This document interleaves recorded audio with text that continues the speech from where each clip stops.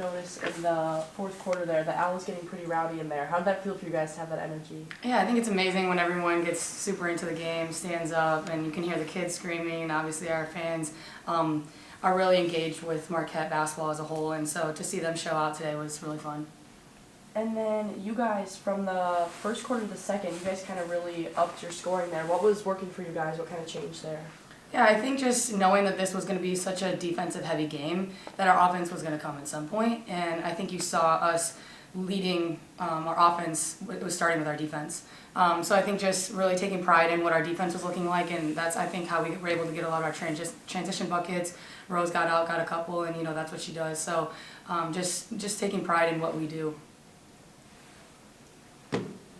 You guys have been drawing quite a bit of charges in the first couple of games. Is that kind of like something that you guys pride yourselves on or look to do, or is it just kind of one of those things where you happen to find yourselves in a position like, hey, I can draw a charge here, Yeah, that's something that's been a part of our program for as long as Coach Chubby's been here, and I think that's something that obviously you've seen just a lot of people stepping up and doing that right now.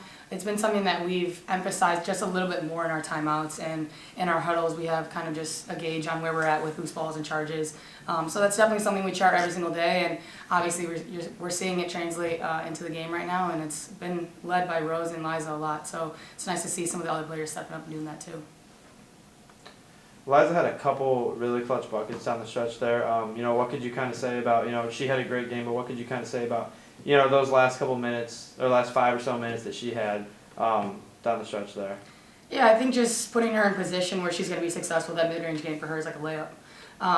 And we were in a lot of two-man actions together, and obviously the way the defense was playing me, the only option was, to flip it back to Liza and having full confidence that she was going to knock that down. And, we all know how much work she puts in, and like I said, that's a layup for her, so full confidence in her to knock that down. You had a lot of pressure on you for those free throws at the end there. What do you kind of do to kind of keep yourself calm in that situation? I think just relying back on, like I said, the preparation, knowing that I've shot 1 million free throws across my lifetime, and obviously just even here at Marquette leading up to the game, and just getting up to that line and knowing it's muscle memory, and you've done it 1 million times, just knock it down. So I think we knew it was going to be a battle. Illinois prides themselves off of rebounding, so do we.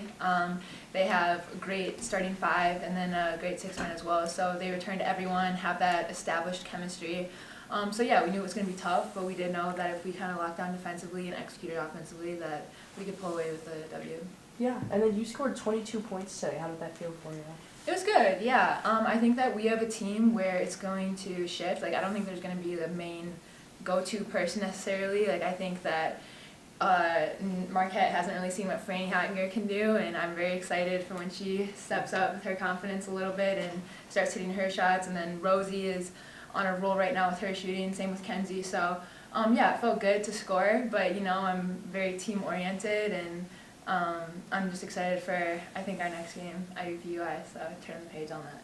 You mentioned that Illinois is a team that prides itself on rebounding. You guys out-rebounded them 28-24. So how does it feel, kind of for you guys to be able to out-rebound a team that feels like it prides itself on rebounding? Yeah, it was good. Actually the key to the rebounding was our guards rebounding. We had a big challenge for me, Franny, and Skylar to come in and box out their 3 bigs, which are incredible rebounders, all 3 of them. And so it was key that those guards come in there and scoop some of those boards up when we're trying to box out and battle with their bigs, and I think they did an incredible job of that. You guys had 4 different players in double figures tonight, or this afternoon. What does that kind of say about, just where your guys' scoring can come from on any given game? Yeah, I think I kind of already touched on it a little bit, but I think that we're very inside out this year. I think that we have a lot of shooters, we have a lot of scorers, drivers as well. I think a lot of our players are extremely versatile in terms of we have some people that can score back to the basket or in transition or, pull-ups, threes. We really have a very wide range of skill of how we can score the ball. So I'm excited to see more of that this year. Anything else? Yeah.